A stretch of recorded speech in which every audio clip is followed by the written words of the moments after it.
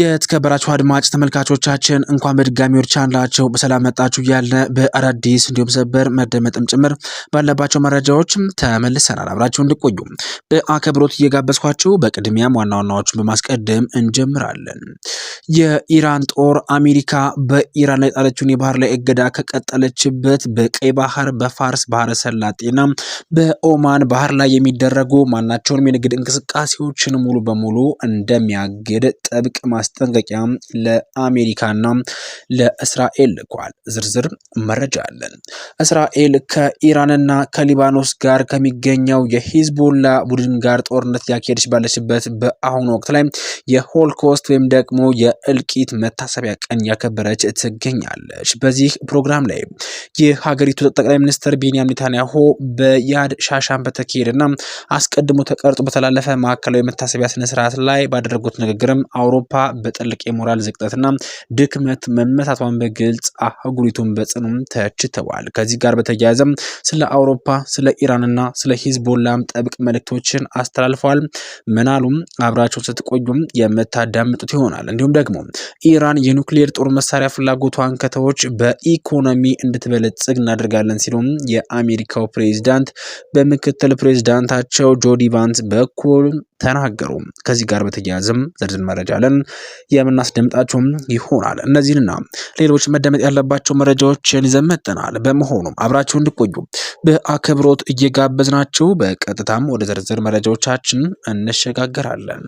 በመካከለኛው ምስራቅ በአሜሪካና በኢራን መካከል ውጥረቱም ዛሬም እንደቀጠለ ነው። ከዚህ ጋር በተያያዘ በየዕለቱ እንዲሁም ደግሞ በየሰዓቱ አዳዲስ መረጃዎችም እየወጡም ይገኛሉ። ኢራን የኒውክሌር ጦር መሳሪያ ፍላጎቷን ከተወች በኢኮኖሚ እንድትበለጽግ እናደርጋለን ሲሉም የአሜሪካው ፕሬዝዳንት በምክትል ፕሬዝዳንቱ ጄዲ ቫንስ በኩል ተናገሩ። በአሜሪካና በኢራን መካከል ያለው ውጥረት በአሁኑ ሰዓት ላይ ባየለበት በአሁኑ ሁኔታ የምክትል ፕሬዝዳንት ጄዲ ቫንስ አዲስ መግለጫ የብዙዎችን ትኩረት ስቧል። ፕሬዝዳንት ዶናልድ ትራምፕ የሰላም ንግግሩ በቋሚነት በሚቀጥሉት 2 ቀናት ውስጥም ሊቀጥል እንደሚችል ፍንጭ ሰጠው ነበረ። እንዲሁም ከዚህ በፊትም በፓኪስታን ለመጀመሪያ ጊዜ የተካሄደው የሰላም ስምምነትም ያለምንም ውጤት ቢጠናቀቅም ቫንስ አሁን ስላለው ሂደት ጥሩ ስሜት እንደሚሰማውም ገልጿል። በሀገራቱ መካከል ያለው ጥልቅ አለመተማመን በአንድ ጀንበር እንደማይፈታም አክለዋል። ትራምፕ የሚፈልጉት ተራ ስምምነት ሳይሆን ለውጥ የሚያመጣ ትልቅ ስምምነት ስለመሆኑም ቫንስ አረጋግጠዋል። ትራምፕ ኢራን የኒውክሌር ጦር መሳሪያ የማምረት ሀሳቧን ከተወች ኢራን እንድትበለጽግና የዓለም ኢኮኖሚ አካል እንድትሆን እናደርጋለን ብለዋል። ለአሜሪካ የብልጽግና ግብዣ ኢራን የምትሰጠው ምላሽ በጉጉት በአሁኑ ሰዓት ላይ ይጠበቀ ይገኛል። በሌላ በኩል ካናዳ፣ እንግሊዝ፣ አውስትራሊያ እና ሌሎች 7 ሀገራትም በሊባኖስ ያለው ግጭት በአስቸኳይ እንዲቆም በጋራ መግለጫ ጠይቀዋል። ከ3ቱም ሀገራት በተጨማሪ መግለጫውን ብራዚል፣ ኮሎምቢያ፣ ኢንዶኔዥያ፣ ጃፓን፣ ዮርዳኖስ፣ ሴራሊዮን እና ስዊዘርላንድ ፈርመውበታል። ሀገራቱም በሊባኖስ የተባባሰ ባለው ሰብአዊ ቀውስና የተፈናቀ ዎች ቁጥር መጨመር ከፍተኛ ስጋት እንዳለባቸውም ገልጸዋል። በተለይም ደግሞ ባለፈው መጋቢት ወር ላይ 3 የተባበሩት መንግስታት ድርጅት ሰላም አስከባሪዎች መገደላቸውንም በጥብቅ አውግዘዋል። በተከታዩ መረጃችን እስራኤል ከኢራንና በሊባኖስ ከሚገኘው ሂዝቦላ ቡድን ጋር የከረረ ጦርነት ውስጥ ባለችበት በአሁኑ ወቅት ላይ የሆሎኮስት ወይም ደግሞ የእልቂት መታሰቢያ ቀን ያከበረች ትገኛለች። ይህ ሀገሪቱ ጠቅላይ ሚኒስትር ቤንያሚን ኔታንያሁ በያድ ሻሻን በተካሄደ እና አስቀድሞ ተቀርጾ በተላለፈ ማዕከላዊ መታሰቢያ ስነስርዓት ላይ ባደረጉት ንግግር አውሮፓ በጥልቅ የሞራል ዝቅጠትና ድክመት መመታቷን በመግለጽም አህጉሪቱን በጽኑ ተችተዋል። ጠቅላይ ሚኒስትሩ በንግግራቸው አውሮፓ ከሆሎኮስት በኋላ ብዙ ነገሮችን መርሳቷንም አውስተዋል። በአሁኑ ሰዓትም እስራኤል አህጉሪቱን ጭምር የተከላከለችላት መሆኑንም አስገንዝበዋል። አውሮፓ ማንነቷን፣ እሴቶቿና ስልጣኔን ከአረመናዊነት የመጠበቅ ኃላፊነት መቆጣጠር አቅጧታል ያሉት ኔታንያሁ በክፉ በደግ መካከል ያለውን የሞራል ልዩነትና የህይወት ክብርነት ከእስራኤል ልትማር ይገባልም ብለዋል። ከዚህ ባሻገርም እስራኤልና አሜሪካ ባለፉት ዓመታትን ባደረጓቸው የጋራ ዘመቻ በኢራን ላይ አውዳሚ ሞት ማሳረፋቸውን ገልጸዋል። በኢራን የኒውክሌርና ወታደራዊ ጣቢያዎችን ማለትም በናታንዝ፣ ፎርዶና ኢስፋሃኒ ፓርቺ ላይም እርምጃ በወስዱ ኑሮ ስማቸው ልክ እንደ ኦሽዋቲዝ እና ትሬብሊንክ የሞት ካምፖች በእልቂትና በሽብር ሲጠራ ይኖር ነበር ሲሉም ሞግተዋል።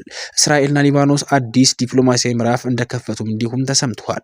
በእስራኤልና ሊባኖስ መካከል ከፈረንጆቹም 1993 ወዲህ ከፍተኛው የተባለ ታሪካዊ ስምምነት ሰላም ንግግር በዋሽንግተን ዲሲም ተካሂዷል።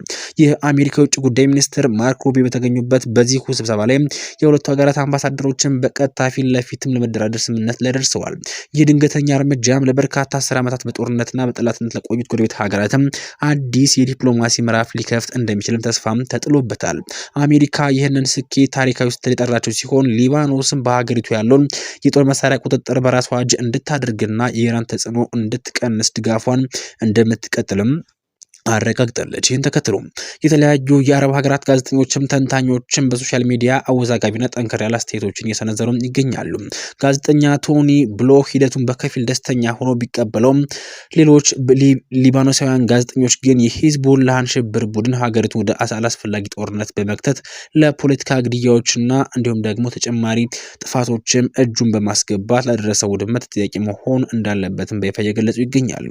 ሊባኖስ ወደ ጦርነት የተከተታት ማን እንደሆነ ማስታወስ ይገባል ሲሉ የገለጹ ተቾቹም ድርድሩ ሊባኖስ የተረፉትን ለማዳን የምታደርገውን ጥረት እንዲሆንና ሂዝቦላህን ግን የሀገሪቱን ሰላም እያደፈረሰ መሆኑን ጠቁመዋል። በአሁኑ ሰዓት ላይ በመካከለኛው ምስራቅ ጦርነቱ ከምንጊዜውም በላይ የተፋፋመ በሚገኝበት በሰዓት አዳዲስ መረጃዎችም እየወጡ የሚገኙ ሲሆን የኢራን ጦር አሜሪካ በኢራን ላይ የጣለችውን የባህር ላይ እገዳ ከቀጠለችበት በቀይ ባህር፣ በፋርስ ባህረ ሰላጤ፣ በኦማን ባህር ላይ የሚደረጉ ማናቸውንም የንግድ እንቅስቃሴዎችን ሙሉ በሙሉ እንደሚያግድም አስጠንቅቋል። የኢራን ወታደራዊ ማዕከላዊ ኃላፊ አሊ አብዱላሂ እንደተናገሩት ከሆነ አሜሪካ በኢራን የንግድና የነዳጅ ጫኝ መርከቦች ላይ የምታደርገውን ወከባና እገዳ ካላቆመች የኢራን ጦር ማናቸውንም ምርቶች ወደ ቀጠናው እንዳይገቡም ሆነ እንዳይወጡም ያደርጋልም ሲሉ በቀጥታ ጥብቅ መልእክት ለአሜሪካ ልከዋል። ኢራን የአሜሪካን እርምጃ በቅርቡ የተደረሰውን የጊዜያዊ ተኩስ አቁም ስምምነት ለመጣስ እንደ ቅድመ ሁኔታ እንደምትቆጥረውም ገልጻለች። ፕሬዚዳንት ዶናልድ ትራምፕ ባለፈው ሰኞ ባስተላለፉት ትዕዛዝም የአሜሪካ ባህር ኃይል ወደ ኢራን የሚገቡና የሚወጡ ማናቸውን መርከቦች እንደማይሳለጡ እገዳ ጥሏል። እስካሁን ባለው መረጃ መሰረትም የአሜሪካ ባህር ኃይልም ቢያንስ 8 ከኢራን ጋር ግንኙነት ያላቸው የነዳጅ ጫኝ መርከቦችን ጉዟቸውን እንዲያቋርጡም አድርጓል። በአሁኑ ሰዓት ላይ በሆርሙዝ ሰርጥ ያለው እንቅስቃሴ በመስተጓጎሉም የዓለም ነዳጅ ዋጋ የጨመረ ሲሆን የበርካታ ሀገራት ኢኮኖሚም ተናግቷል። ኢራን እንደዛተችው ከሆነ በቀይ ባህርና ሌሎች መስመሮችም እንቅስቃሴ እንዲቋረጡ የምታደርግ ከሆነ ቀውሱ በተለያዩ ሀገራት ላይም እጅግ ከፍተኛ ጉዳትን ያስከትላል። በሌላ በኩል ትራምፕ በቀጣይ 2 ቀናት ውስጥም ከኢራን ጋር ሁለተኛ ዙር ድርድር እንደሚጀምሩም ፍንጭ ሰጥተዋል። ይህ ክስተትም በአሁኑ ሰዓት ላይ የአሜሪካ ጦር አዲስ ብሎ ባወጣው በዚህ እቅድ መሰረትም የሚራመድ ከሆነ ለሰላም ትልቅ እድልም ይፈጠራል። ውድ አድማጭ ተመልካቾቻችን በቀጣይ በተረጋገጠ እንዲሁም ደግሞ መደመጥም ጭምር ባለበት መረጃ እስክንገናኝ ድረስ ለአሁኑ በዚያ በቃን። ሰናይ